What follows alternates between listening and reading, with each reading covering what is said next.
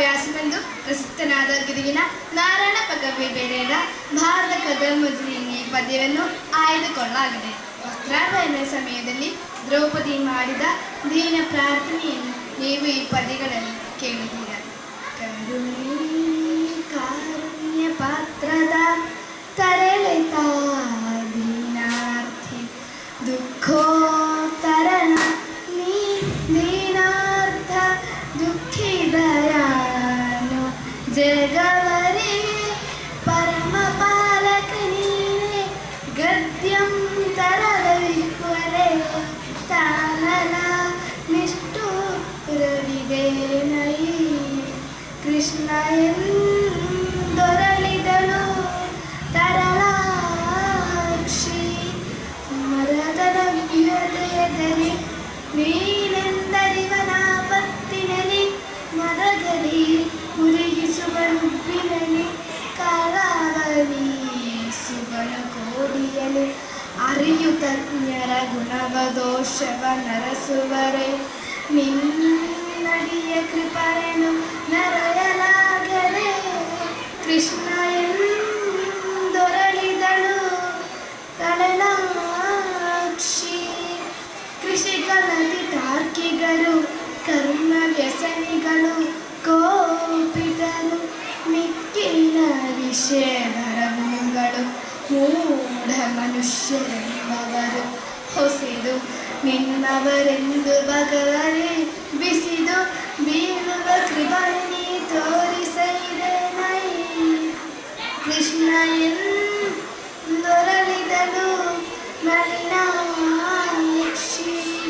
ಕುಸುಮದನು ಚಾದುರಾಸ್ಯ ಪರಿಯಂ ತೆಸೆವುದೇ ಭುವನದಲ್ಲಿ ಜೀವ ಪ್ರಸರವಿದ್ವದು ದುಃಖ ಸೌಖ್ಯದ ತಾರದ ಮದಯಲಿ ಉಸುರು ಪಸರನ ಬಿಲ್ಲದಲ್ಲಿ ಹೊಸದ ಬೀದಿಯ ವೇಗೆ ನಿಗದಾಯಿಸುವುದೇ ಕಾರುಣ್ಯ ನಿಧಿಯಂದೊರಳಿದಳು ಧರಣಿ ನಂದ ಗೋಪಿ ಕುಡಿ ವೃಂದವಲ್ಲಭ ದೈತ್ಯ ಮದನ ಮುಕುಂದ ಮುರಹರ ಭಕ್ತವತ್ಸಲ ಧನ ಕೃಪಾರ್ಜನದಿ ನೆಂದೇ ನೈನು ಕಾದನೆ ಗೋವಿಂದ ಕೃಪ ಮಾಡಗಡನುತ ಪೂರ್ಣೆಂದು ಮುಗಿ ಹಲುಬಿದಳು ಬಂತರ ಬಿಂದಲೆಚ್ಚುದನ ಇತ್ತ ದ್ವಾರಾವಧಿಯೊಳಗೆ ದೇವೋತ್ತಮನು ಭಕ್ತರಿಗೆ ತನ್ನನು ತೆಂದು ಬೆದಕುವನೆಂಬ ಪರಮ ವೆದರ ನಿಷ್ಠೆಯನ್ನು ಚಿತ್ತದಲ್ಲಿ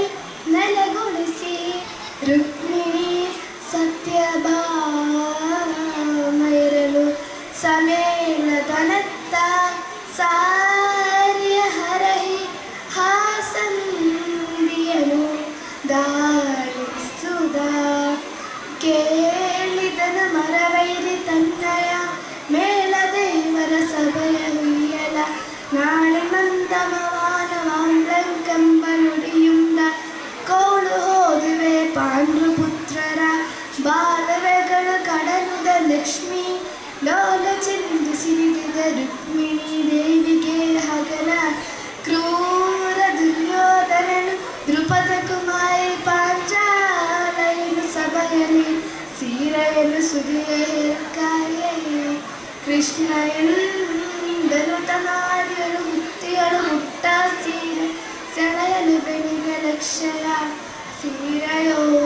ಸೀರೆಯೋಗಿನಿಯಂದ ಕೆದುಗಿನ